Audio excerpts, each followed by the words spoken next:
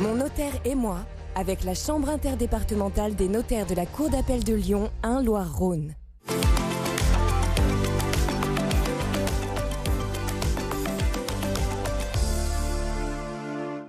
Bonjour à tous, c'est Jean, j'espère que vous allez bien. Bienvenue dans ce nouveau numéro de Mon notaire et moi.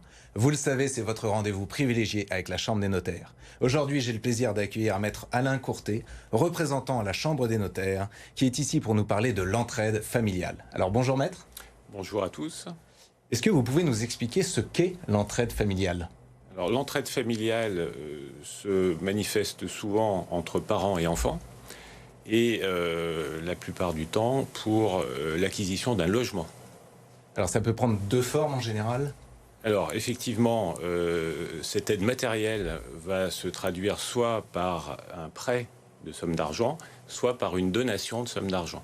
Est-ce qu'on peut rentrer un petit peu dans le détail de ce prêt qu'on appelle prêt familial ? Alors ce prêt familial n'est pas obligatoirement constitué par acte notarié.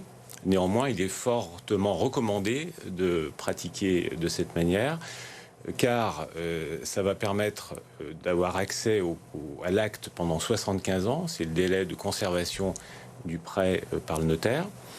Ça va permettre au prêt d'avoir une authenticité. L'authenticité confère une force exécutoire. Si le remboursement n'intervient pas, l'exécution forcée pourra être demandée sans passer par un juge. D'avoir force probante, l'acte notarié est quasiment incontestable et permettra également de constituer une hypothèque en garantie de remboursement du prêt en cas de non-remboursement par l'emprunteur. Alors quels sont les risques du prêt familial non notarié ? Le risque, c'est surtout si on ne fait pas d'acte notarié. Le prêt, par hypothèse, nécessite un remboursement. Alors, le risque peut intervenir s'il n'est pas notarié par une demande en requalification de ce prêt, soit par l'administration fiscale, soit par les cohéritiers du donataire, c'est-à-dire de l'enfant qui reçoit la donation. Alors, il y a une autre solution, une autre forme aussi, c'est la donation. Alors justement, pourquoi est-ce que je parle des cohéritiers ? Parce que dans le cadre d'une donation de somme d'argent, cette fois, la somme donnée est considérée comme une avance sur la succession du parent donateur. Cette avance devra être rapportée, réintégrée dans la succession de ce parent. Alors, il existe aussi une autre solution qui est la donation-partage. Mais avant de rentrer dans le détail, on a eu la chance de réaliser un reportage de votre visite chez l'un de vos clients. Dans la banlieue stéphanoise, Maître Courtet se rend pour la 3e fois chez son client. Michel le sollicite pour suivre son dossier d'entraide familiale. Son fils aîné vient en effet de se séparer et il souhaitait conserver le logement qu'il avait acheté en indivision avec sa partenaire. Mais faute d'épargne suffisante, il avait besoin d'un coup de pouce pour acheter la quote-part de son ex-compagne. Quand nos enfants nous demandent de l'aide, on regarde de façon, on va dire, inconditionnelle comment on peut les aider. Au niveau de mon épouse, au niveau de moi-même, on s'est dit, on va voir ce qu'on peut faire. Mais il faut prendre en compte aussi que nous avons 2 enfants. Certes, on veut aider notre fils aîné, mais on veut aussi ne pas léser notre 2e garçon. La solution proposée par Maître Courtet et que Michel et sa femme ont retenue a été la donation-partage. Comme le nom l'indique, c'est à la fois une donation et à la fois un partage. C'est-à-dire qu'il y a des biens qui sont donnés, par exemple une somme d'argent, et qui sont aussitôt partagés entre les donataires. La somme donnée au fils aîné devait donc être donnée en quelque sorte une 2e fois au second fils. C'est une solution qui était adaptée à ce que nous on souhaitait faire. Le 2e enfant, lui, ne sera absolument pas donc, du tout embêté. Il pourra donc également utiliser cette somme d'argent comme il le voudra. Bien que le geste de Michel et sa compagne soit louable et généreux, Maître Courtet se devait de les aviser sur leur situation personnelle. Parfois, emporté dans l'élan d'accompagnement et de générosité, on peut s'oublier soi-même.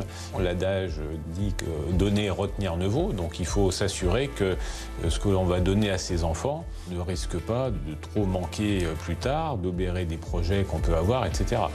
Donc le notaire, en présentant des choses, si vous voulez, qui sont factuelles, permettent vraiment d'avoir une vision claire de la situation. En plus, dont un Maître Courtet a répondu à toutes nos questions, parfois qui peuvent paraître naïves, mais il faut aussi prendre en compte que c'est des sujets qui sont complexes.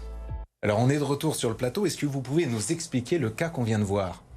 Alors dans le cas qu'on vient de voir, donc Michel va aider l'un de ses enfants qui a besoin de racheter ce bien, mais veut procéder par donation-partage en donnant une somme équivalente à son autre fils, justement pour éviter l'écueil principal d'une donation simple, qui est que le rapport à succession se fait non pas sur le nominal qui a été donné, mais sur la valeur que le bien acquis a pu prendre entre la donation et la succession, avec des risques de tension. Pour éviter ça, si une donation partage est effectuée, le parent donne à ses 2 enfants la même somme, et il n'y a pas de problème de rapport à succession.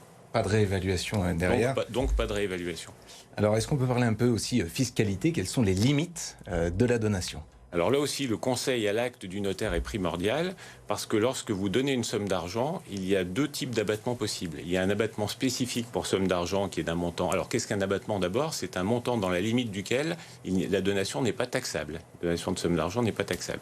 Il y a un abattement spécifique pour les sommes d'argent entre parents et enfants qui est de 31 865 €. Il va falloir l'utiliser, sinon il sera perdu.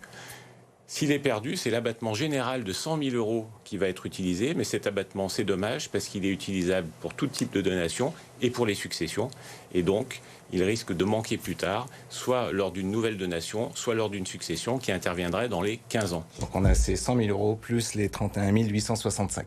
Merci beaucoup, Maître, pour cette présentation. Merci à vous d'avoir suivi cette émission. Et n'oubliez pas, on se retrouve dans un mois pour un nouveau numéro de Mon Notaire et moi. Et d'ici là, restez connectés sur BFM Lyon.